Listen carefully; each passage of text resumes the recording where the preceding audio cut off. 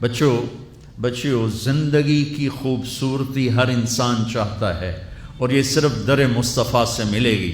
ایک اچھا بیٹا، پہلی شکل ہے اچھا بیٹا، اور میرا نبی کہہ رہا ہے کاش میرے ماں باپ زندہ ہوتے، اور نہیں تو میری ماں زندہ ہوتی تو تم دیکھتے میں کیا کرتا۔ میں عشاء کی نماز کے مصلی پہ ہوتا اور میں سورۃ فاتحہ پڑھ رہا ہوتا، اور ادھر سے میرے گھر سے میری ماں مجھے کہتی محمد، تو میں ماں کے لیے نماز توڑ دیتا۔ سبحان، ہاں، میں ماں کے لیے نماز توڑ دیتا۔ اور میرے نبی سے پوچھا گیا یا رسول اللہ قیامت کب آئے گی؟ یہ بچیاں غور سے سنیں، سارے سنو پر یہ خاص طور سے سنیں۔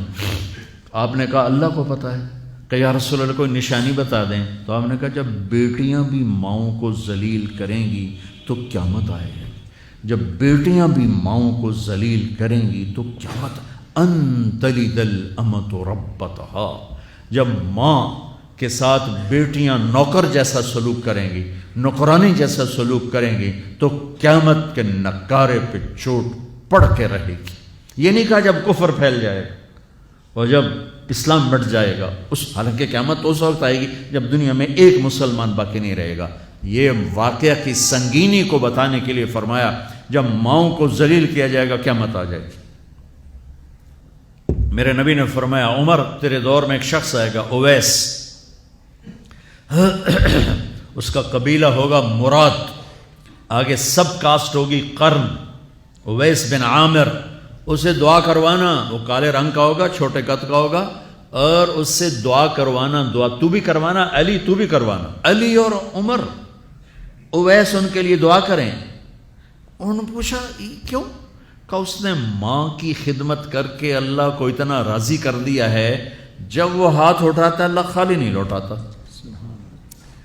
اللہ کی قسم عمر و علی کو اویس کی دعا کی ضرورت نہیں تھی، امت کو پیغام دینا تھا کہ مائیں ذلیل ہو رہی ہیں آج، اور باپ جوان اولاد سے چھپتے پھر رہے ہیں، تو میرے نبی نے یہ آگے پیغام دینا تھا کہ نبی ہو کر رسول ہو کر کہہ رہے ہیں کاش ماں ہوتی تو میں اس کے لیے نماز توڑ دیتا۔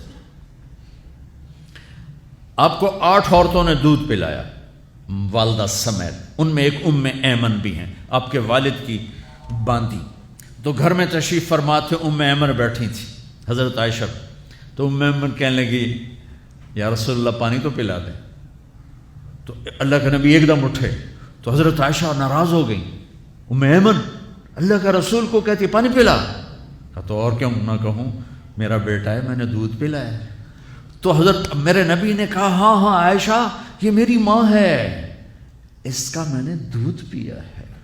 آپ اٹھے، گھڑے میں سے پانی بھر کے یوں دونوں ہاتھوں سے حضرت ام ایمن کو پیش کیا جو حبشی باندی تھی، چونکہ دودھ پیا ہے تو ماں کا لفظ صادق آ گیا، تو بجائے اس کے کہ برا مناتے آپ خادم بن کے اپنی ماں کو دودھ پلانے والی ماں کو آپ نے، حضرت حلیمہ سعدیہ تشریف لائیں، آپ نے اپنی چادر بچھا کر اس کے اوپر بٹھایا۔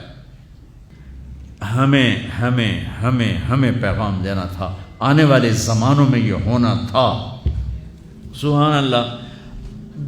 امام ابو حنیفہ کا نام تو سب کو معلوم ہے نا، ایک اور عالم بتاتا ہوں، عبد الرحمن بن ابی لیلہ، ان میں علمی کھٹ بڑھ تھی بہت زیادہ، آپس میں بنتی نہیں تھی۔ تو ابو حنیفہ جیسی ہستی جن کے کروڑوں فالوور آج ہیں، ان کی ماں کہتی نعمان یہ مسئلہ ہے، جا کے عبد الرحمن سے پوچھ کے آ۔ زندگی میں ایک دفعہ نہیں کہا ماں جی میں اس کو بڑا عالم ہے میرے کو پوچھ لو، کہا اچھا ماں جی، اپنی چادر اٹھاتے اور پہنچ جاتے دروازے پہ دستک دے کے بھائی مجھے میری اماں نے بھیجا ہے، آپ اس پہ فتویٰ، حالانکہ ان کی اپنی رائے اس کے خلاف ہوتی تھی، لیکن ماں کے احترام میں جا کر ان سے مسئلہ پوچھتے جن سے روزانہ مناظرہ ہوتا تھا، روزانہ کھٹ پٹ ہوتی تھی علمی، ماں نے کہہ دیا جا کر ان سے پوچھ کے آتے تھے، اپنے اتنی بڑی علمی قدر و منزلت کو ایک طرف رکھ دیتے تھے، نہیں میری ماں نے مجھے کہا ہے۔ تو آپ سب نوجوان ہو، ماں باپ زندہ ہیں تو ان کی دعا لو، آہ نہ لو، دعا لو۔